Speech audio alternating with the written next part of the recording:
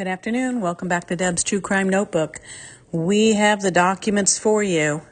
We're going to go document by document, video by video, and it's going to take a long time to go through all of this because the defense has released quite a bit of information. So let's get right into the first thing. County of Carroll, State of Indiana, Richard M. Allen, defendant.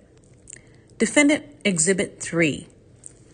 Affidavit of Matthew Hoffman. The affiant Matthew Hoffman, upon his oath under penalty for perjury, says, 1. I am an investigator who has worked for the lawyers representing Richard Allen. 2. Included in the discovery provided by the state is a video file being filed with Mr. Allen's verified motion to correct error as Defendant's Exhibit 3A. 3. Exhibit 3A is a video recording made by a security camera that was in the house of 5998 West County Road 252 North. The house is circled in the Google map attached. 4. The video recording was made on February 13, 2017. 5. The video recording was collected by law enforcement as part of its investigation of this case. 6. The video recording was provided to the defense by the state and has therefore been in the state's possession. 7.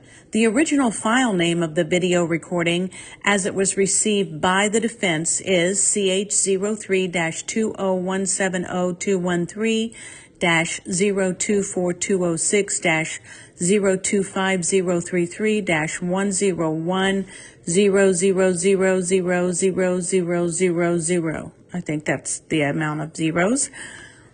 8. The video recording Exhibit 3A is being filed with the file name Exhibit, same as above. 9. The security camera faced west-northwest. 10. The security camera recorded continuously. 11. The security camera was set to record with date and time information as part of the recording. 12. The time on the security camera was set 12 hours behind, such as that 12 a.m. is really 12 p.m. on the same day. 13. The security camera recording that is Exhibit 3A covers the time from 2:42:06 to 2:50:32 p.m. on February 13, 2017.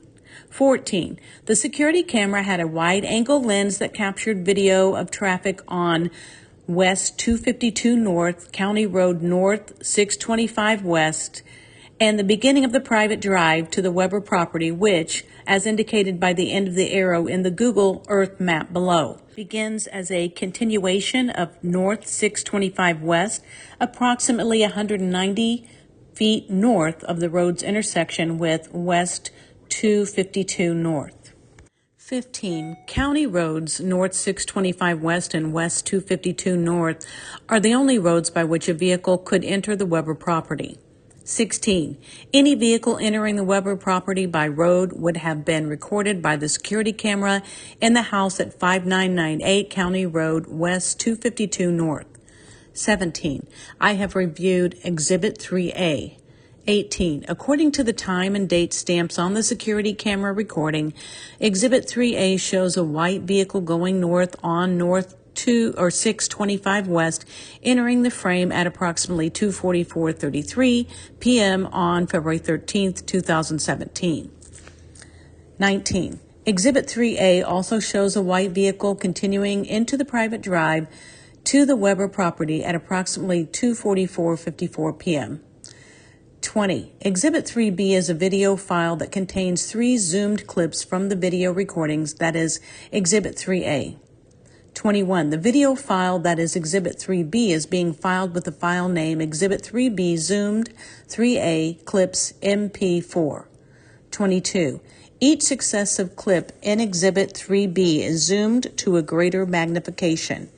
23. I have reviewed Exhibit 3B and it shows in all the zoomed clips a white cargo van going north on North 625 West just after 2:44:33 p.m. on February 13, 2017. 24. Exhibit 3C is a PDF with still photographs taken from Exhibit 3B at each magnification level. 25. For each magnification level, zoom level 1, zoom level 2, and zoom level 3, there are 3 stills showing the white cargo van. 1.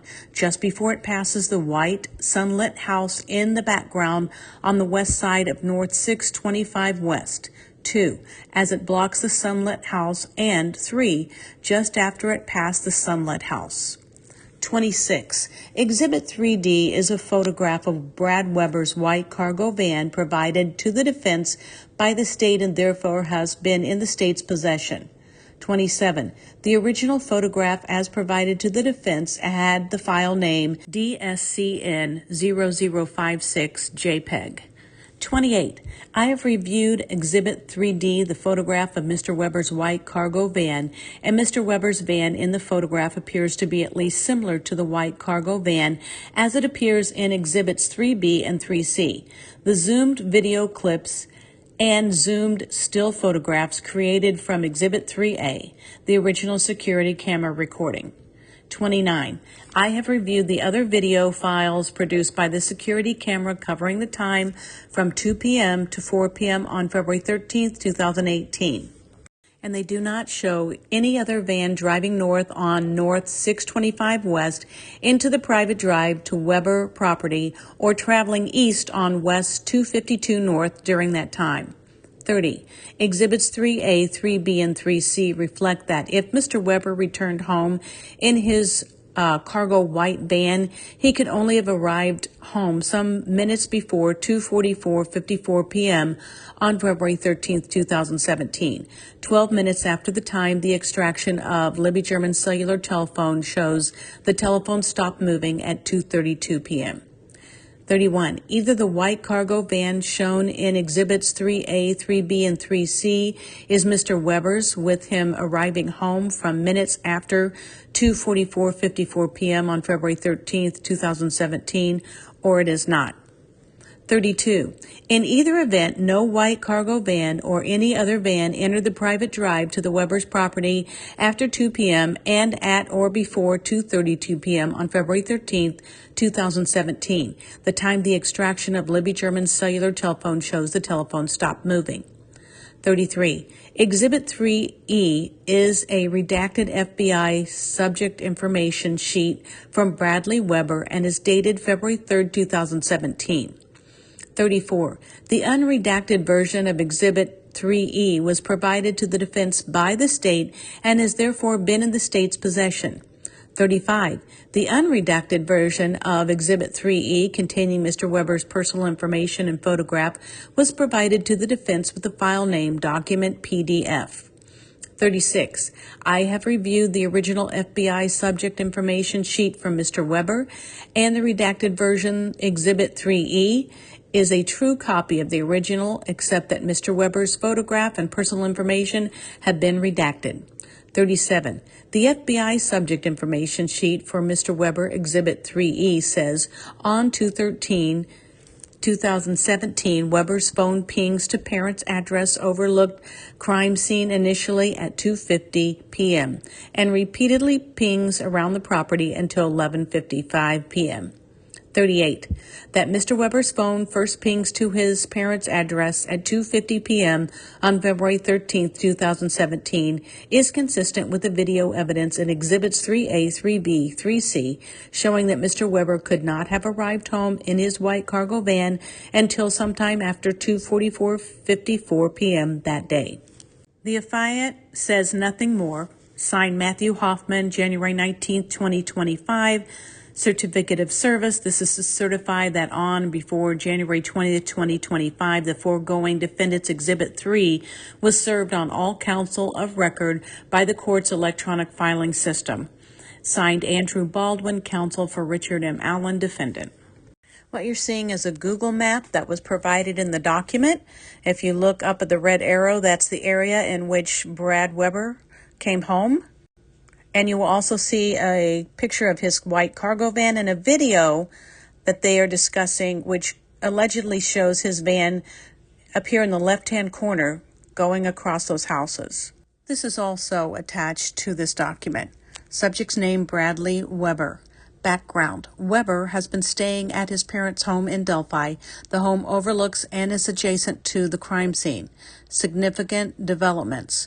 2:02 p.m. time card shows leaving Subaru of Indiana Automotive. On February 13th, 2017, Weber's phone pings to parents' address overlooking crime scene initially at 2:50 p.m.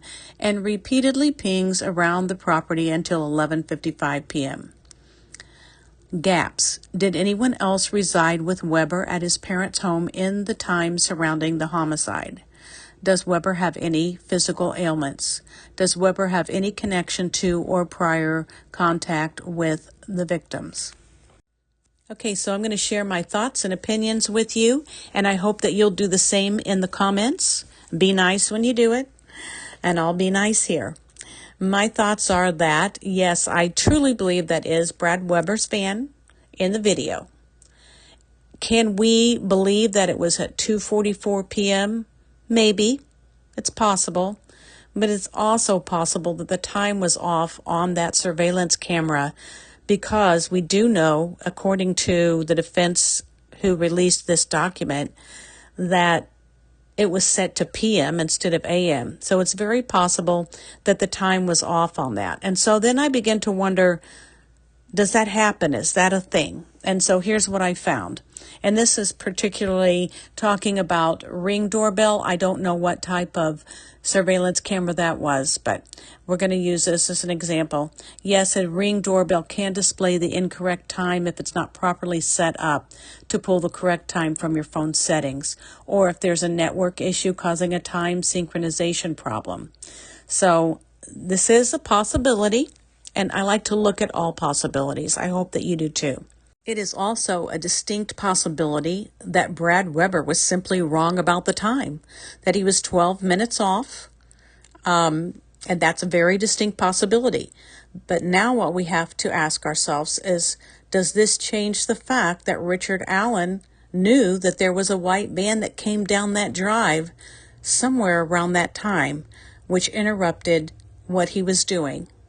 Now, I cannot answer why the phone stopped moving at 2:32 if Brad Weber came down the drive at 2:44.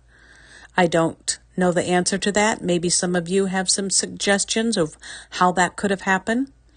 However, does it change the fact that Richard Allen knew a white van came down that drive, regardless if it was at 2:32 or at 2:44? So what say you? Let me know what you think in the comments, and do it in a kind way. There's no reason to be rude, to call people names, derogatory comments. I won't deal with that. I'll just delete it. So if you actually want to get your point across and want to be heard, do it in an educated and kind way. And we'll see you next time on Deb's True Crime Notebook.